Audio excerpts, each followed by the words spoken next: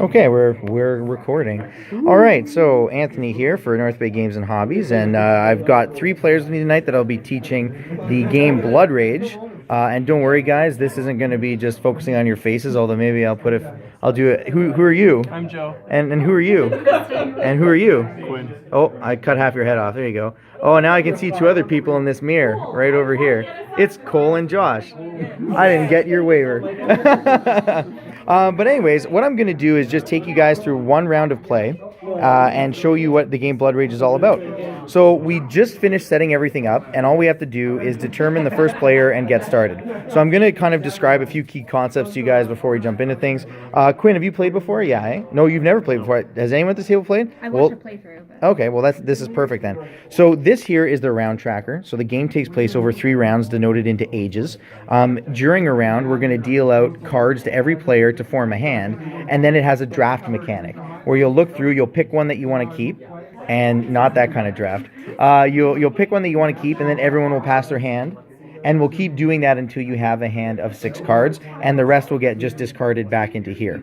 This is just denotes what phase we're in. So after we do the cards, we'll do the action phase, which is the bulk of the game, where you're doing things over here on the map with the miniatures that you have supplied. After we're done, after everyone's resource to do actions has been spent, you'll discard down to 1 card. You'll claim any quests that you've played. Whatever area of the map has been named here will get Ragnaroked, which means this whole area will be unusable for the rest of the game. And then anyone who died and has gone to Valhalla, as all Vikings do, will get released from Valhalla.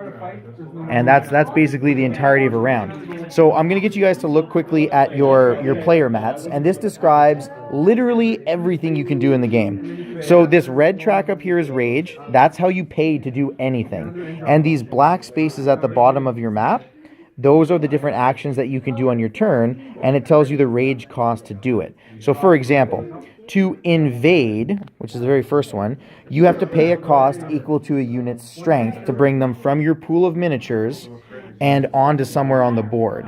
So for example, everyone has 1 person carrying a flag. That person is your unit leader. And on your leader, it says that he invades for free. So to put him from your pool onto the board costs you no rage at all. However, if you took one of these other guys, classed as a warrior, which is down lower on your map, it says that in this red circle here, he has a strength of 1. And that means that to put him from your pool into an available spot on the map, it would cost you 1 rage. So you'd put him out, and then you'd move your thing down to 5, and that would be your action for the turn, okay? And just like I said before, you'll note that every one of these map tiles has a little kind of faint circle space. That's how many miniatures can be in a province at once. So once there's, well, this one's toast, but once there are 5 people in this area, no one else can go in there no matter what, all right? Other things on here is you'll notice you've got slots to put these little cards that we're going to draft to upgrade your leader, to upgrade your warriors, to upgrade your little boat. You can recruit up to 2 monsters, which are this gray pile of miniatures over here. Everything from dwarves to dark elves to giants and everything like that. And then you also have room on your card for 3 clan upgrades that'll give you special bonuses when you do things. Okay? This little thing here is the first player marker, and it's kind of fun. The first player is whichever player was born furthest north. So where were you born? Kirkland Lake. Kirkland Lake. Anyone born more north of that? Nope. Well, I guess you win.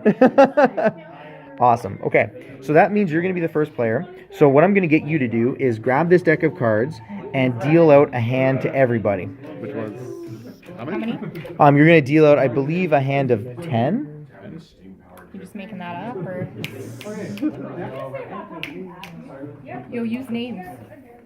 Rob, how many cards do you deal out? Cards to start.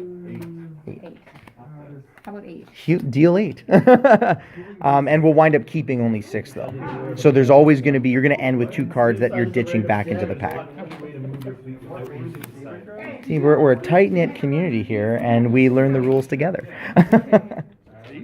Yep, there'll be extras. So everyone will have a hand of 8. And and the camera will get a little look at mine. So there's basically going to be 4 different, or I think 3 different types of cards. Red cards are combat cards, and they help you win fights. Black cards are various types of upgrades and monsters and that kind of thing. And if you have green bordered cards in your hand, those are quests.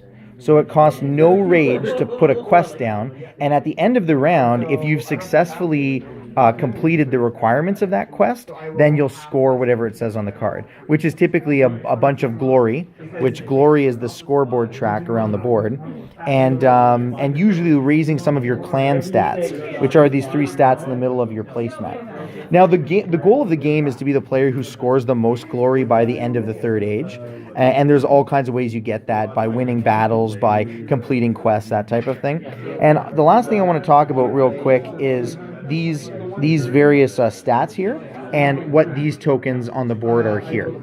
So these stats, I mean, again, it's very self-evident on the board, is your rage is how much points you have to spend during a round. So every time you do something that increases your rage, you'll move this up, which means at the start of my next round, my rage would start at 8 rather than 6. That's what that one does.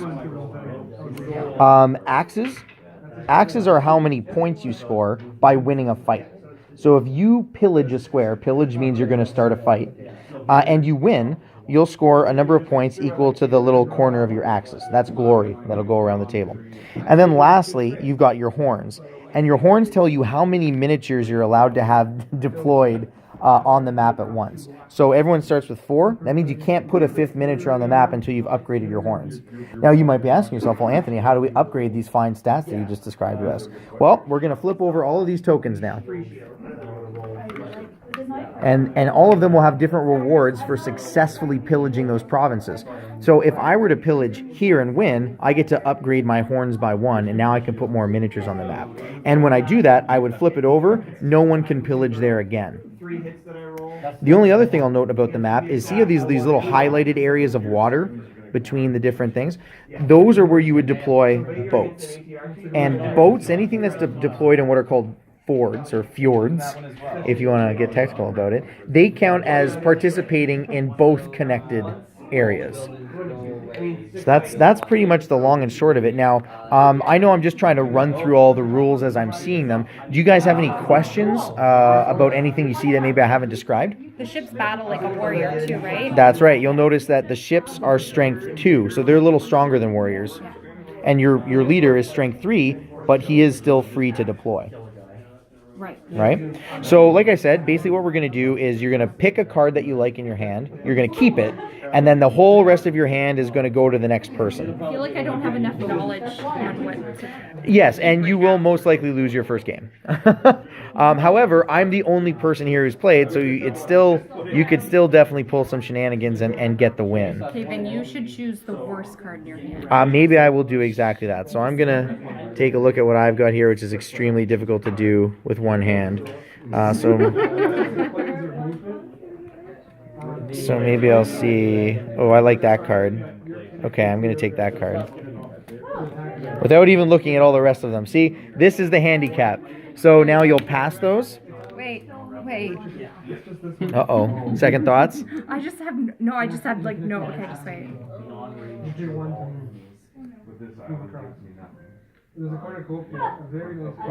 This is pretty standard for playing games with Kristen. Oh, it is not. All right, cool. So everyone's got their new hand. So again, you'll look through, and like I mentioned before, oh, Joe's trying to look at my hand as I show it to the camera. I gotcha. Okay, I picked mine again. So I'm going to pass it over to Quinn once again.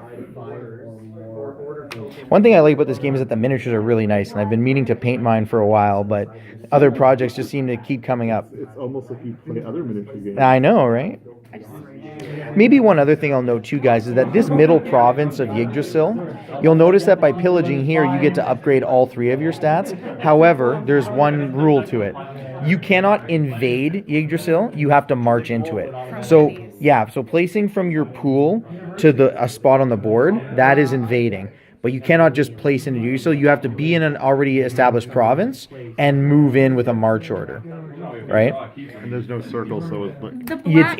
Any amount of people can go into Yggdrasil, yeah. And the thing is, and this brings up another good point, Quinn, is that when someone initiates a pillage, as long as there's space, we keep going around the board to anyone who's adjacent who can jump in on the fight.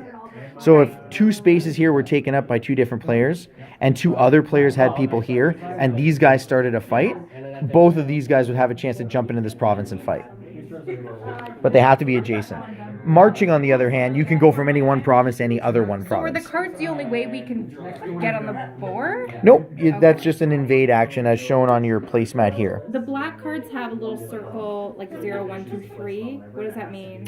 0, 1, 2, 3. Let me see if I can look red at. circle. Yeah. I think that's the rage That's cost. that's the rage cost, and if it's a unit, it's also their strength. Yeah. I like that card. Anyone who's played this game with me before knows I like that card.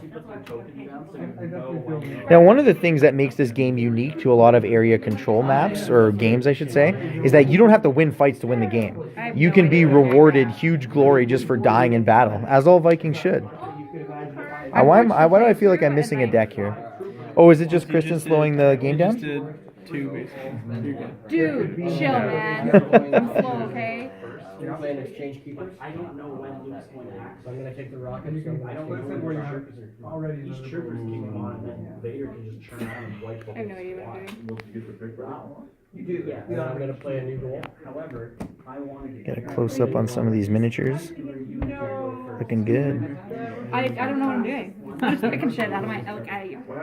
And then the final. I like that. Do I really like that, or am I taking it because it's easy to grab with one hand? We'll never know. I recognize this hand. So everyone at this point should have at least 4 cards, unless you're picking your 4th right now. And we're going to keep picking until we've chosen 6. So we should have 2 more to pick, and then the rest go in the discard. Oh, okay, I kind of get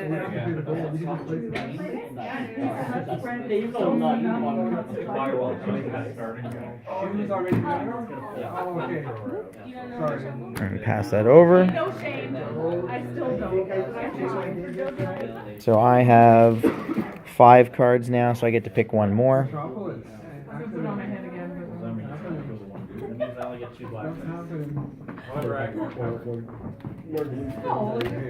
Okay. And my last card I pick. All of these are good. I'm gonna go with that one though. Oh, so once there's 2 left, we just Once there's 2 left, you're just gonna discard those 2 right and back into the draw deck kind of thing. We'll never ever pick cards up here again, so you can just get rid of them. Now, one thing I should note is that we're actually playing this game tonight on Thursday nights at North Bay Games and Hobbies, which is our weekly board game night. Yep, that's perfect. And it's always every Thursday from 6 to 10. Come in and play. It's free. Okay, so everyone now has their hand of 6 cards, which is awesome. Hand of 6 cards. Yeah. 6, yeah, they are sick cards, I will say. Like, totally rad. Yeah, I said it. Okay, so Quinn is starting us off. So Quinn's going to do 1 action on his turn and pay the associated rage, and that'll be it. And then we'll just keep going around until everyone has either passed or used all their rage. And when you do pass, your rage zeroes out. Oh, okay. Yeah. So Quinn, what's your turn going to be? I'm going to play a Sea Serpent. Sea Serpent. So that's a monster upgrade. So you pay your rage, perfect. And then you're going to grab the Sea Serpent miniature, and you're going to put one of your spare discs on it to show that it's yours, and then deploy it to any fjord. Perfect.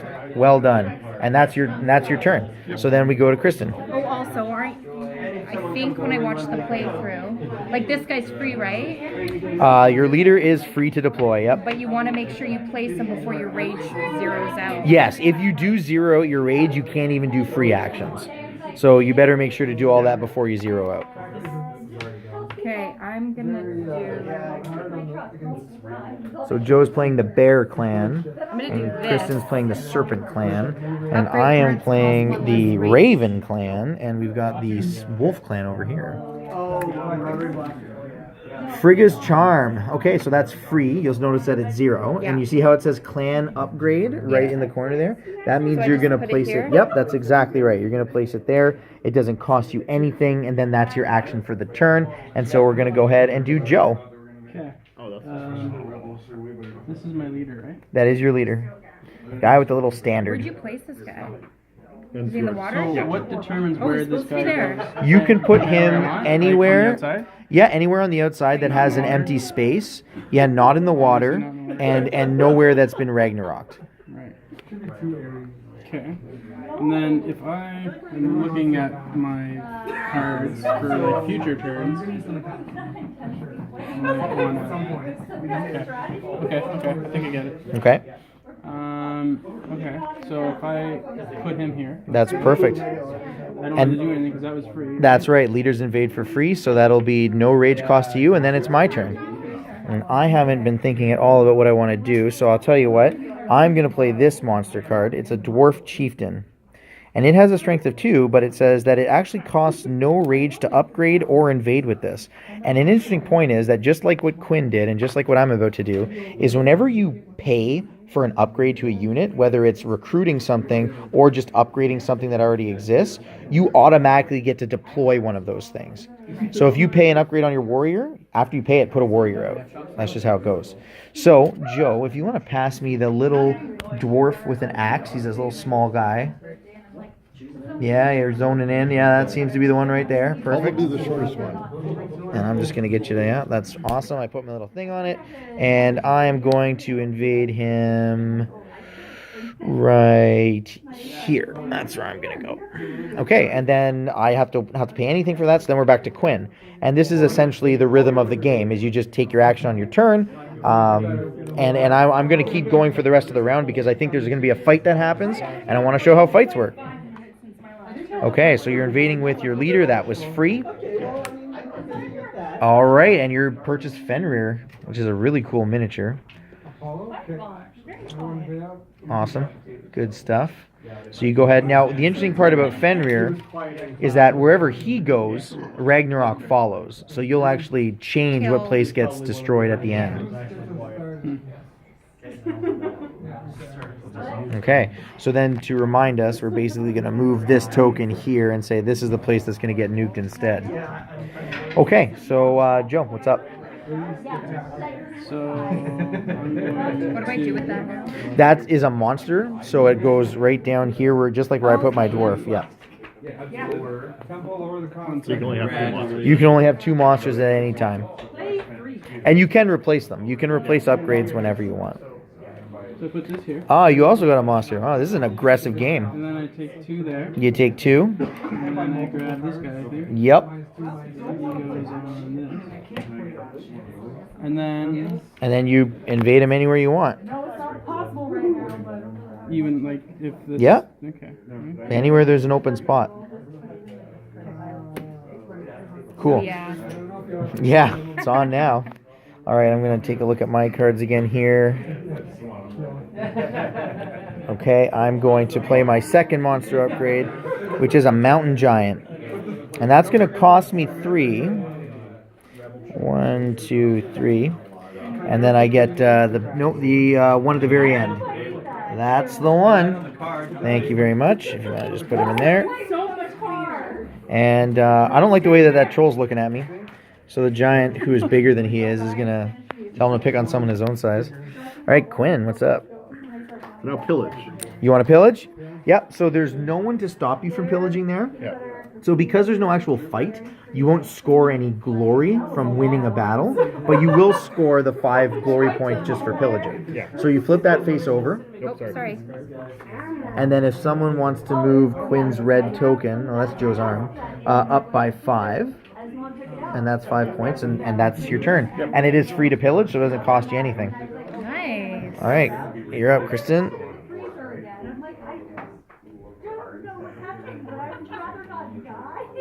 Oh, I should have done this first. Things first-time players say. That's okay. Okay, deploying your boats. That costs you 2. Beautiful. And Joe? Okay. I'm going to play this. Okay, and what do you got I there? think that goes here.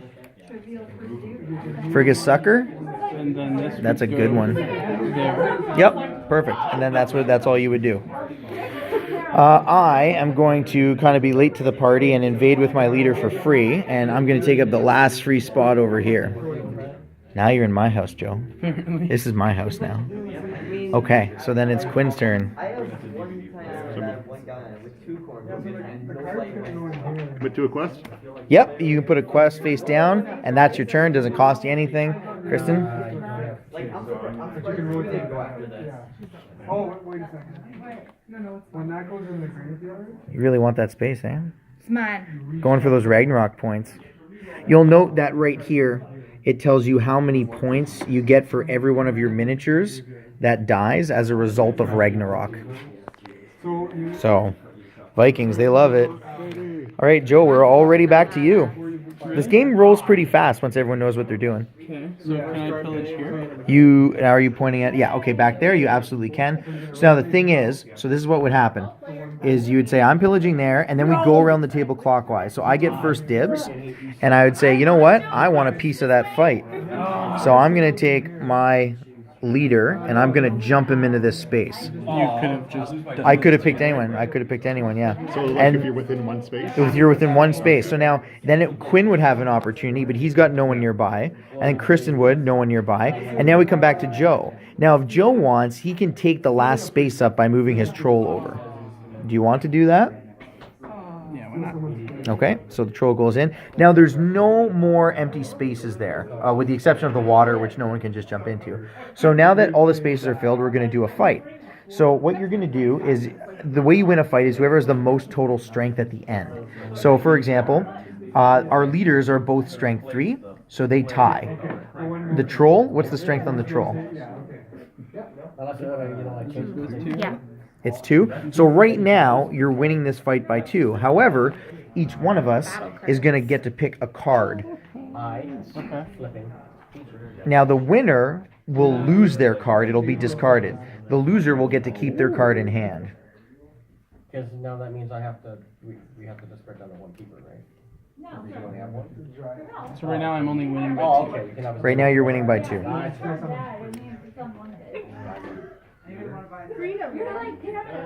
Okay, so we've each picked a card. So we're going to reveal them at the same time. Oh, that's a big one. Okay, so you got +5, so now you're winning by 7. And I played a +1, and this would let me destroy a warrior you have in there, but you don't have any warriors. You only have a leader and a troll. So my card text doesn't do anything, and I lose that fight. So you discard this, and this comes back into my hand. And then what's going to happen is that my leader dies and goes to Valhalla, and you get the reward of pillaging that tile. So you're going to flip that cardboard token face over. Yep. You're going to increase your rage stat by 1 because that's what the reward was. Nope, that's your meter. Yeah, that one right there. Perfect. And in addition to that, you initiated that pillage and you won. So you get to score the amount of points that's in the bottom corner of your axe. So what is that? I don't know what you're telling me. Okay. The very starting one on your axe meter. This 3. Yep, 3. So that means you're going to move up your meter by 3, the glory. Perfect. And that's how a fight goes. So that's pretty much it. So the rest of the game is essentially just going through the motions of this, of upgrading your clan, doing fights, upping stats, and that kind of thing. So hopefully you guys have enjoyed getting a glimpse of how Blood Rage works. There's lots of cool expansions for it if you really dig the game. And thanks for watching. We'll see you next time.